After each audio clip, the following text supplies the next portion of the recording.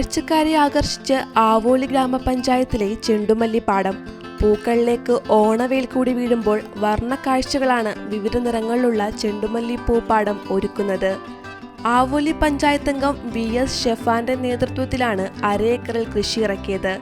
ആനിക്കാട് കുടുംബാരോഗ്യ കേന്ദ്രത്തിന് പിന്നിൽ കാടുകയറി മാലിന്യം നിറഞ്ഞു കിടന്ന തരിശുഭൂമി കൃഷിക്കായി തിരഞ്ഞെടുക്കുകയായിരുന്നു. കൃഷിഭവന്റെയും തൊഴിലുറപ്പ് തൊഴിലാളികളുടെയും സഹായവും ലഭിച്ചു. തൃശൂരിൽ നിന്നെത്തിയ ചെണ്ടുമല്ലി വിത്ത് വിതച്ചാണ് കൃഷി ഇറക്കിയത്. ജൈവവളമാണ് ഉപയോഗിച്ചത്. മനോഹരമായ കാഴ്ചയൊരുക്കാൻ കഴിഞ്ഞതിൽ സന്തോഷമുണ്ടെന്ന് പഞ്ചായത്ത് പ്രസിഡന്റ് ഷെൻമി ജോൺസ് പറഞ്ഞു. അവോലി ഗ്രാമപഞ്ചായത്തിൻ്റെ കുടുംബാരോഗ്യ കേന്ദ്രം വളരെ നല്ല രീതിയിലാണ് പ്രവർത്തിച്ചു വരുന്നത്. അതിനോട് ചേർന്ന് സ്ഥിതി ചെയ്യുന്ന അരയേക്കർ സ്ഥലം വളരെ നാളുകളായി കാടുപിടിച്ച അവസ്ഥയിലായിരുന്നു.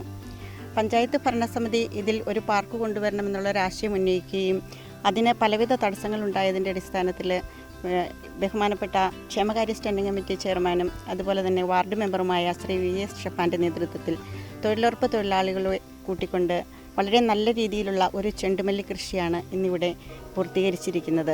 ശരിക്കും ഇതൊരു 100 മേനി വിളവ് തന്നെ നമുക്ക് ലഭിച്ചിരിക്കുന്നു. അടുത്തു വരുന്ന ഓണക്കാലത്തെ മുന്നിൽ കണ്ടുകൊണ്ടാണ് ഇങ്ങനെയൊരു പ്രവർത്തനം VS ഷെഫാൻ്റെ നേതൃത്വത്തിൽ ഇവിടെ നടത്തിയിരിക്കുന്നത്.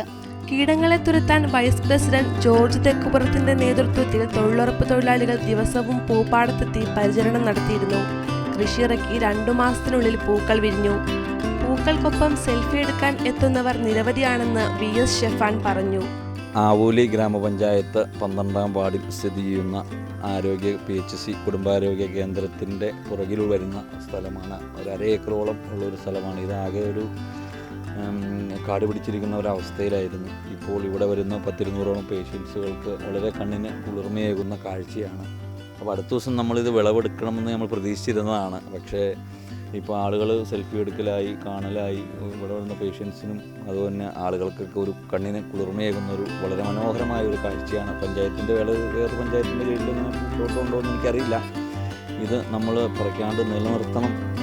ഇനി ഇങ്ങോട്ട് ഇങ്ങനെയുള്ള ഇത് നിലനിർത്തണമെന്നാണ് പഞ്ചായത്തിൻ്റെ പ്രസിഡന്റിൻ്റെ ഒക്കെ താല്പര്യം.